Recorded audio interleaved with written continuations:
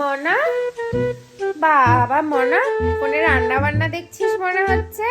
Chicken আর হ্যাঁ মা, আমি না অনেকদিন ধরে ইউটিউবে একটা রান্না দেখছি। আচ্ছা, ভীষণ সুন্দর। ঠিক আছে, আমার তো খুব খাওয়ার ইচ্ছা समझ गया। সেই জন্য সব লিখে রাখছি। আমি রেসিপিটা বানাবো আজকে। বাবা, বিশাল ব্যাপার স্যাপার। মহারানী নাকি আবার রান্নাঘরে ঢুকবে রান্না করতে, তাই দেখছিলাম সূর্যটা কোন দিকে উঠেছে।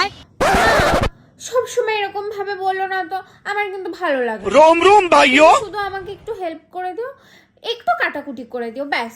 আর কিছু তোমার করতে লাগবে। A few moments later.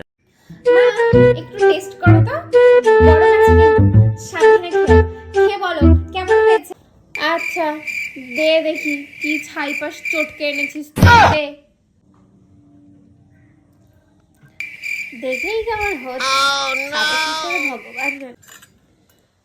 ঠাকুর ঠাকুর।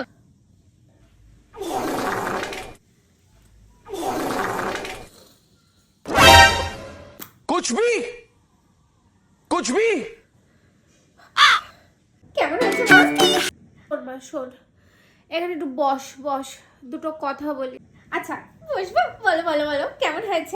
তুই বিয়ে করিস না মা, বিয়ে করিস না। कौन है ये लोग?